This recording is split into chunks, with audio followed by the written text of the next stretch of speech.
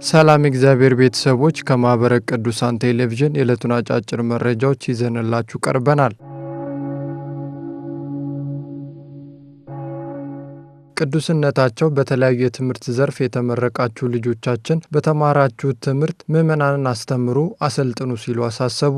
በዛሬው ዕለት ብፁዕ ቅዱስ አቡነ ማትያስ በተገኙበት የሰዋስወ ብርሃን ቅዱስ ጳውሎስ መንፈሳዊ ኮሌጅ በመጀመሪያ ዲግሪና በዲፕሎማ መርሃ ግብር ያስተማራቸውን ደቀ መዛሙርትን አስመርቋል። በመልእክታቸውም በተለያዩ የትምህርት ዘርፍ የተመረቃችሁ ልጆቻችን ሁሉ በተማራችሁት መሰረት ምዕመናንን አስተምሩ፣ አሰልጥኑ እንዲሁም ምከሩ ሲሉ አሳስበዋል። ቅዱስነታቸው በተጨማሪም ባስተላለፉት መልእክት እግዚአብሔር የሰው ልጅ ከእንስሳት ለይቶና በጸጋው አብልጦ የፈጠረው በመሆኑ የተሰጠውን ክብር እንዲጠብቅ አስተምሩ በማለት ተናግረዋል።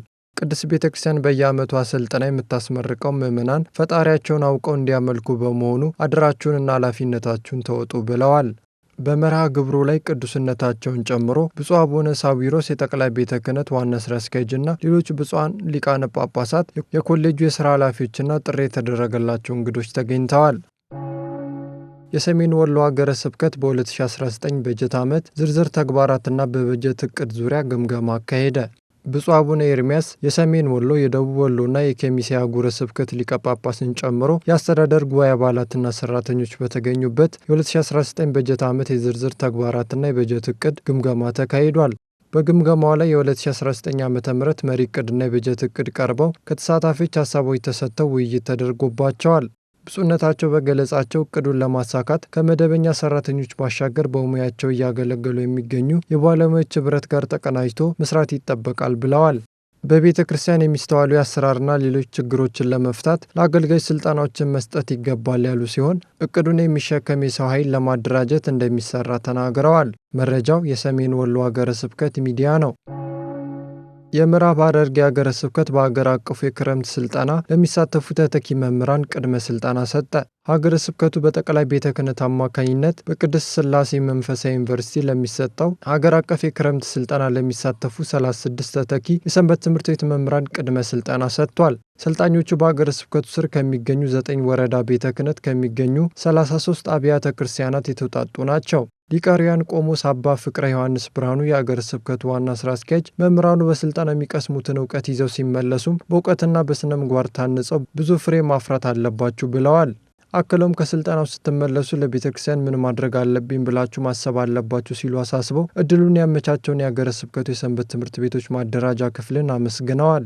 የክፍሉ ኃላፊ መጋቤ ሥርዓት ዘነበ ብርሃኑ በበኩላቸው ቅድመ ስልጠናው መሰጠቱ ትምህርታቸውን በጥንቃቄ እንዲከታተሉና ውጤታማ እንዲሆኑ ለማስቻል መሆኑን ገልጸዋል። መረጃው የምዕራብ ሐረርጌ ሀገረ ስብከት ሚዲያ ነው። ማህበረ ቅዱሳን የደብረ ሐዊ ቅዱስ ያሬድ ሁለገብ የገቢ ማስገኛ ህንፃ አፈጻጸም 75 በመቶ መድረሱን ገለጸ።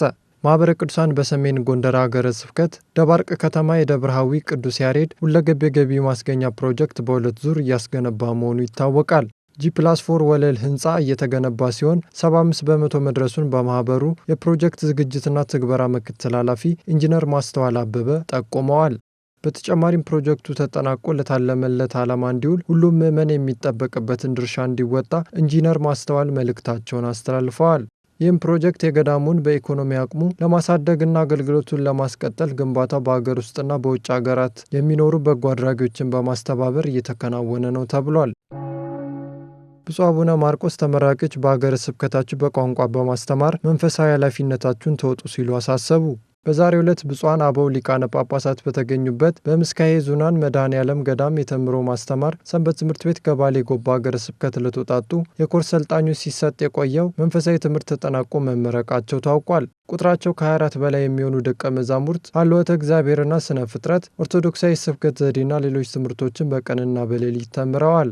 ብፁዕ አቡነ ሳዊሮስ የጠቅላይ ቤተ ክህነት ዋና ስራ አስኪያጅ ተመራቂዎች ወንጌል የተራበውን ዓለም የወንጌል ሐኪሞች ሆናችሁ እንድታክሙ ማስተማር አለባችሁ በማለት አሳስበዋል። በሀገረ ስብከታችሁ በትጋት ቅዱስ ወንጌልን በቋንቋ በማስተማር ኃላፊነታችሁን ተወጡ ሲሉ ብፁዕ አቡነ ማርቆስ የስብከተ ወንጌልና ሐዋርያዊ ተልእኮ መምሪያ ኃላፊ ተናግረዋል። መረጃውን ከምስካየ ኅዙናን መድኃኔዓለም ገዳም የፌስቡክ ገጽ ላይ አግኝተነዋል። በምስራቅ ሸዋ ሀገረ ስብከት በተመረጡ አድባራትና ገዳማት የደብል ኢንትሪ የፋይናንስ አሰራር መተግበር መጀመሩ ተገለጸ። ሐመረ ተዋሕዶ ሚዲያ እንደዘገበው ሀገረ ስብከቱ ቀደም ሲል ይሰራበት ከነበረው የነጠላ ሂሳብ አሰራር ወደ ድርብ ክታብ ወይም ደብል ኢንትሪ ሲስተም የሂሳብ አያያዝ ስርዓት መሸጋገሩን አሳውቋል። በዚሁ መሰረት በመጀመሪያው ምዕራፍ ወደዚህ የሂሳብ አያያዝ ስርዓት እንዲቀይሩ ተለይተው ለቀረቡ 9 አድባራትና ገዳማት የሂሳብ ሰራተኞች ስልጠናው ተሰጥቷል። የአሰራሩ መተግበር መጀመር በቀጣይ በጀት ዓመት የቤተክርስቲያንን የንብረትና የገንዘብ ፍሰት በግልጸኝነት ለመምራትና የውስጥ ቁጥጥርን ለማሻሻል ፋይዳው ትልቅ ነው ተብሏል። በተጨማሪም የዚህ የፋይናንስ አሰራር ዘመናዊነት የሀገረ ስብከቱ ሁለንተናዊ እድገትን እንደሚያፋጥነው ተመላክቷል። ሰላም እግዚአብሔር ከሁላችን ጋር ይሁን። የዕለቱ አጫጭር መረጃዎች የእስካሁኖቹ ነበሩ።